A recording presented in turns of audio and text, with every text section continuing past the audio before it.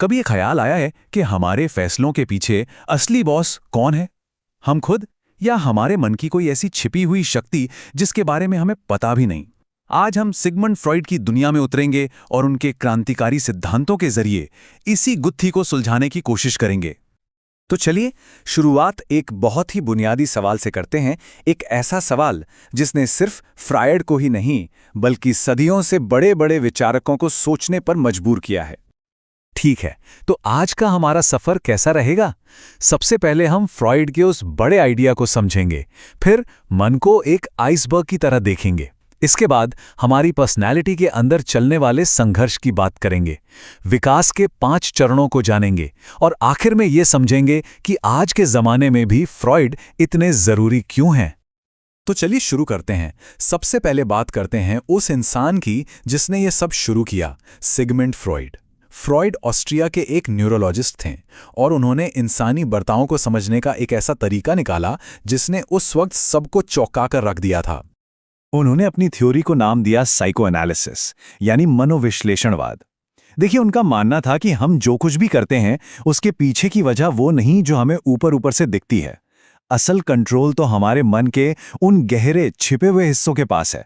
और इसीलिए अगर हमें खुद को समझना है तो हमें अपने मन की इन गहराइयों में उतरना ही होगा। अच्छा, अब आते हैं फ्रॉइड के सबसे मशहूर, सबसे पावरफुल आइडिया पर।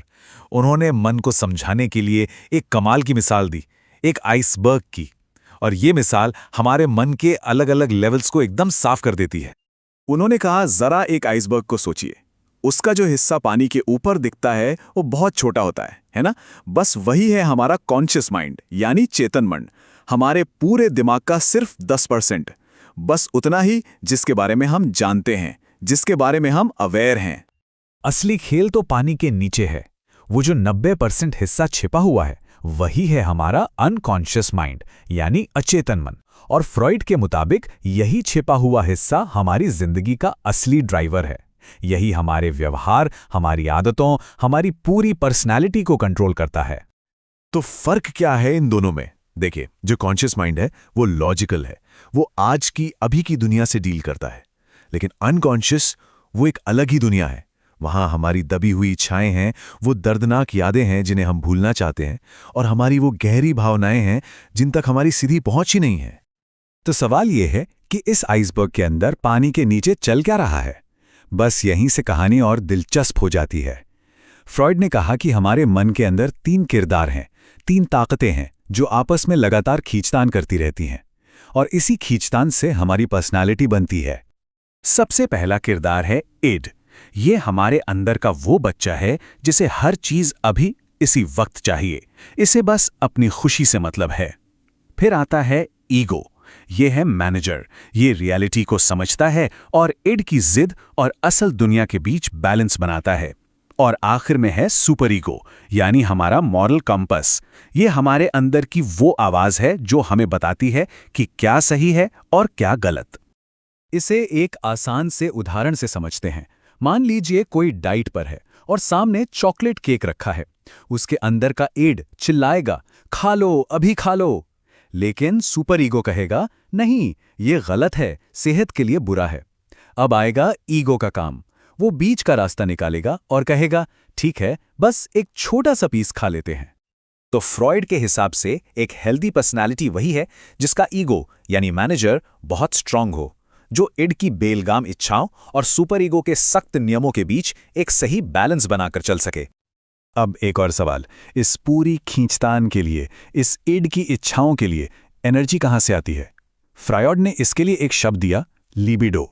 ये वो साइकिक एनर्जी है, वो ड्राइविंग फोर्स है जो हमारे अंदर की इच्छाओं को ईंधन देती है। तो ठीक है, ये इड, ईगो और सुपर ईगो हमारे अंदर हैं, पर ये बनते कैसे हैं? फ्रॉइड के मुताबिक इसकी पूरी कहानी हमारे बचपन में छिपी है। उन्होंने कहा कि हमारी पर्सनैलिटी बचपन के 5 स्टेजेस से होकर गुजरती है और हर स्टेज में हमारी खुशी का जरिया, हमारा प्लेजर जोन अलग होता है। ये स्टेजेस हैं ओरल स्टेज, जब बच्चे को मुंह से खुशी मिलती है। फिर एनल स्टेज, जो टॉयलेट ट्रेनिंग से जुड़ी है। फिर आती है फैलिक स्टेज। उसके बाद लेटेंसी स्टेज, जहां ये सब थोड़ा शांत हो जाता है। और आखिर में जेनिटल स्टेज। फ्राइड का मानना था कि हर स्टेज पे एक चैलेंज होता है और उसे कैसे पार किया जाता है, यही हमारी आगे की पर्सनालिटी तय करता है। और यहीं पे एक और बहुत दिलचस्प कॉन्सेप्ट आता है, फिक्सेशन का। इसका मतलब है, अगर किसी स्टेज का संघर्ष ठीक से हल नहीं हुआ तो इंसान की पर्सनालिटी वहीं अटक जाती है। जैसे फ्राइड के हिसाब से जो लोग बड़े होकर बहुत ज़्यादा स्मोकिंग करते हैं या नाखून चबाते हैं, हो सकता है कि वो बचपन की ओरल स्टेज में ही कहीं फिक्सेट हो गए हों। अब सवाल उठता है कि अगर ये आइडियाज इतने क्रांतिकारी थे तो इन पे इतना विवाद क्यों होता है, और आज भी हम फ्रॉइड की बात क्यों कर रहे हैं? देखिए, सच तो ये है कि फ्रॉइड की थ्योरीज की बहुत आलोचना हुई है। क्यों? क्योंकि उन्हें साइंटिफिक तरीके से प्रूव करना बहुत मुश्किल है। लेकिन इन सब के बावजूद साइकोलॉजी पर और हमारी सोच पर फ्रॉइड का जो असर हुआ है, उसे कोई नकार नहीं सकता। तो आखिर फ्रॉइड की देन क्या है? सबसे बड़ी बात ये आइडिया कि हमारा एक अनकॉन्शियस माइंड भी है जो बहुत पावरफुल है। दूसरी बात, हमारे बचपन के अनुभव हमारी पूरी जिंदगी को आकार देते हैं। और हाँ, आज जो टॉक थेरेपी होती है, जहां लोग बात करके अपनी मानसिक परेशानियों को सुलझाते हैं, उसकी नींव भी फ्रॉइड ने ही रखी थी। उन्होंने हमें खुद को समझने के लिए एक पूरी नई जुबान दी। तो आखिर में बस एक सवाल, हमारी रोज की जिंदगी के कितने सारे फैसले, कितनी सारी आदतें उन ताकतों से चल रही हैं जिनके बारे में हम जानते तक नहीं? फ्राइड हमें इसी गहरे सवाल पर सोचने के लिए छोड़ जाते हैं। नमस्ते और स्वागत है। आज हम मनोविज्ञान की एक ऐसे नाम पर चर्चा करने जा रहे हैं जिसे आपने ज़रूर सुना होगा और जिनके विचारों ने दुनिया को देखने का हमारा नज़रिया ही बदल दिया है। Sigmund Freud. हाँ, फ्रॉइड एक ऐसा नाम जो जितना प्रभावशाली है उतना ही कह सकते हैं विवादास्पद भी। बिल्कुल। हमारे पास जो स्रोत हैं वो उनके मनोविश्लेषण यानी साइको एनालिसिस के सिद्धांत पर हैं। तो चलिए देखते हैं कि इन स्रोतों में क्या छिपा है।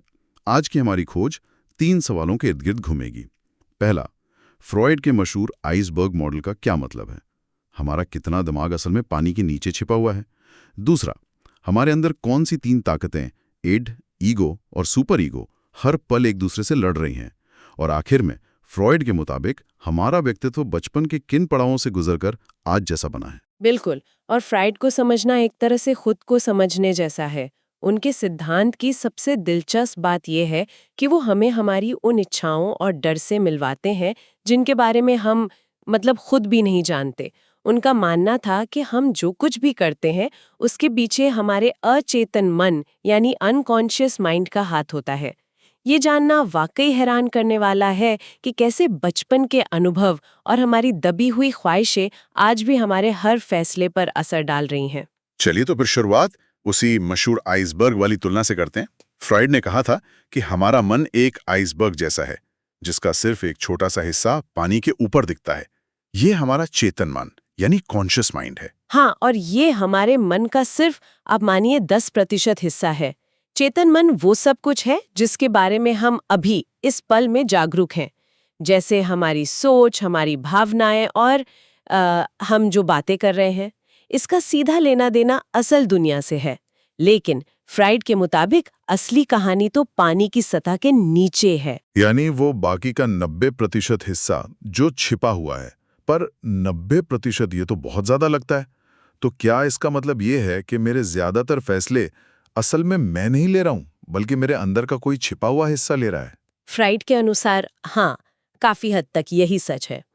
ये छिपा हुआ 90% हिस्सा ही हमारा अचेतन मन यानी अनकॉन्शियस माइंड है। ये एक बहुत बड़ा स्टोर हाउस है जहां हमारी वो सारी दबी हुई ख्वाहिशें, दर्दनाक यादें जिन्हें हम भूलना चाहते हैं, और हमारी सबसे बुनियादी चाहतें जिन्हें इंस्टिंक्ट्स कहते हैं, बंद है। ये वो चीजें हैं जिनका सामना हम सीधे तौर पे नहीं करना चाहते, इसलिए हमारा दिमाग उन्हें चेतना से दूर धकेल देता है। फ्राइड का मानना था कि हमारे सपने इसी अचेतन मन में झांकने का एक रास्ता है। तो चेतन मन है जिसके बारे में हम जानते हैं और अचेतन मन है जिसके बारे में हम बिल्कुल नहीं जानते। क्या इन दोनों के बीच भी कुछ है? हाँ, इन दोनों के बीच एक और स्तर है जिसे अवचेतन या सबकॉन्शियस माइंड कहते हैं। ये एक तरह के कह सकते हैं वेटिंग रूम या मेमोरी बैंक जैसा है। इसमें वो यादें और जानकारी होती हैं जिसके बारे में हम उस पल सोच तो नहीं रहे, लेकिन थोड़ी सी कोशिश से उसे चेतन मन में ला सकते हैं। जैसे ये याद करने की कोशिश करना कि कल रात खाने में क्या खाया था या चाबियां कहाँ रखी थीं। वो जानकारी कहीं गई नहीं है, बस सतह के ठीक नीचे है। तो अगर हमारा 90% व्यवहार पानी के नीचे छिपे इस हिस्से से चलता है, तो सवाल ये उठता है कि इस छिपे हुए हिस्से के अंदर चल क्या रहा है? वहां कौन सी ताकतें हैं जो आपस में लड़ रही हैं? बहुत बढ़िया सवाल। और यहीं से फ्रॉइड के एड, ईगो और सुपर ईगो की कहानी शुरू होती है। ये हमारे व्यक्तित्व के 3 हिस्से हैं जो लगातार एक दूसरे से खींचतान में लगे रहते हैं। वाह, तो ये हमारे दिमाग के अंदर एक तरह की जंग है जो हर वक्त चलती रहती है। मुझे इन किरदारों एड, ईगो और सुपर ईगो के बारे में और जानना है। सबसे पहले एड से शुरू करते हैं। एड हमारे व्यक्तित्व का सबसे बुनियादी और आदिम हिस्सा है जो जन्म से ही हमारे साथ होता है। इसे आप एक जिद्दी बच्चे की तरह समझ सकते हैं जिसे बस अपने खुशियाँ चाहिए, वो भी तुरंत। ये सुख के सिद्धांत यानी प्लेजर प्रिंसिपल पर काम करता है। इसे सही गलत, समाज या नतीजों से कोई मतलब नहीं। जब एक छोटा बच्चा भूख लगने पर जोर जोर से रोता है तो वो पूरी तरह से अपने इड के कंट्रोल में होता है। हमारी जीने की इच्छा यानी इरोस और विनाश की प्रवृत्ति थैनेटोस जैसी सारी बुनियादी चाहतें यहीं से आती हैं। तो अगर सिर्फ इड ही हो तब तो इंसान और जानवर में कोई फर्क ही नहीं रहेगा, सब अपनी मनमानी करेंगे। यहीं पर शायद ईगो की भूमिका आती है। बिल्कुल सही पकड़ा। ईगो एक स्मार्ट मैनेजर की तरह है। ये वास्तविकता के सिद्धांत यानी रियलिटी प्रिंसिपल पर काम करता है। इसका काम इड की जिद और असल दुनिया की हकीकत के बीच तालमेल बिठाना है।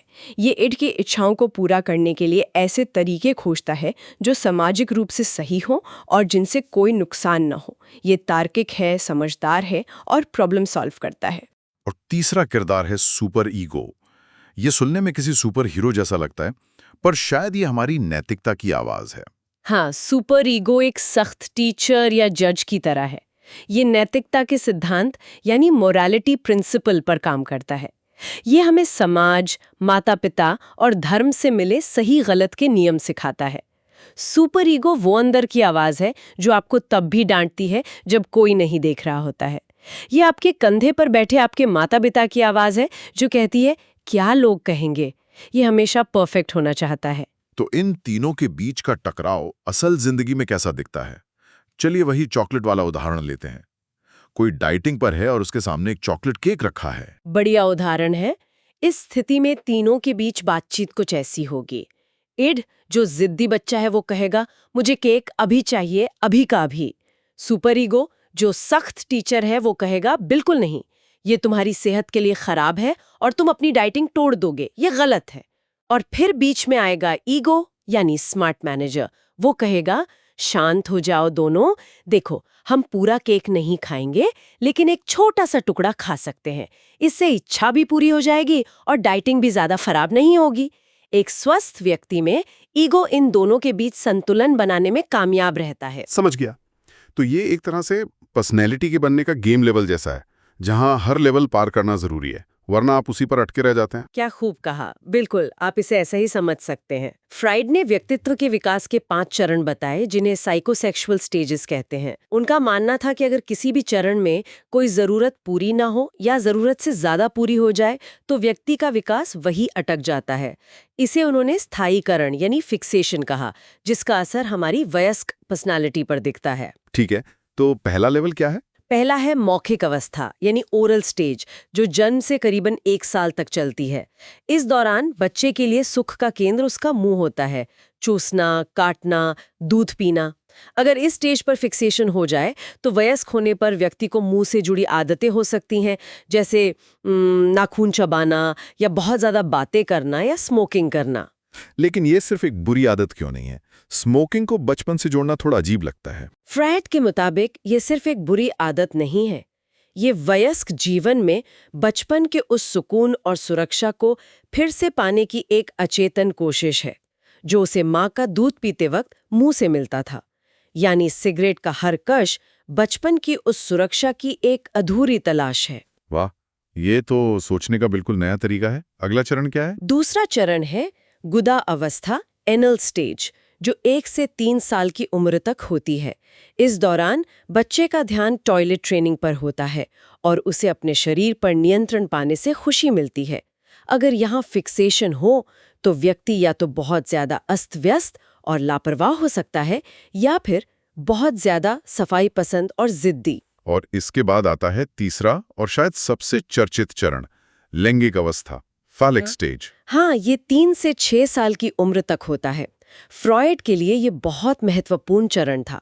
उनका मानना था कि इसी दौरान बच्चे अपने जननांगों के बारे में जागरूक होते हैं और अपने विपरीत लिंग वाले माता-पिता के प्रति आकर्षित होते हैं। ठीक है, ये तो फ्रॉइड के सबसे विवादास्पद विचारों में से एक है ना? यानी ऑडिपस और इलेक्ट्रा कॉम्प्लेक्स।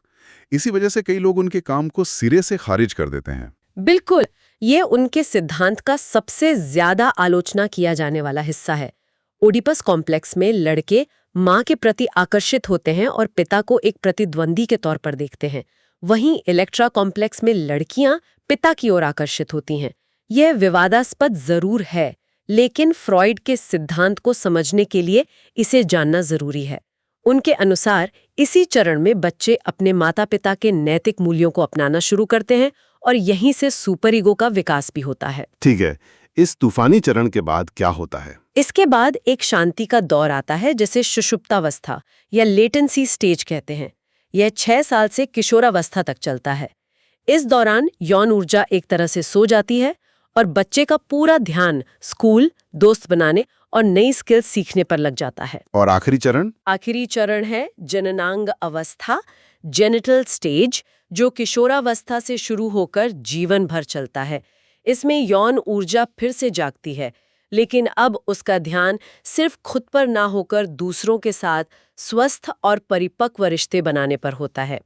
तो इन सभी स्रोतों को देखने के बाद संक्षेप में हम ये कह सकते हैं कि फ्रॉइड के अनुसार हम जो हैं वो हमारे अचेतन मन की गहराइयों, हमारी बुनियादी इच्छाओं की लड़ाई और बचपन के उन शुरुआती अनुभवों की एक बहुत ही जटिल कहानी का नतीजा है।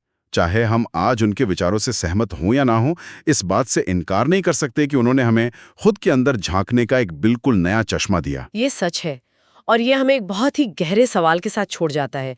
जब हम रोजमर्रा की जिंदगी में कोई बड़ा फैसला लेते हैं, चाहे वो अपने करियर का चुनाव हो या किसी को अपना जीवन साथी बनाना हो, तो क्या हम वाकई पूरी तरह से अपने चेतन मन की तर्क शक्ति से काम कर रहे होते हैं, या फिर हमारे भीतर का वो 90% छिपा हुआ आइसबर्ग है जो चुपचाप बिना हमें बताए हमारी जिंदगी का रास्ता तय कर रहा है?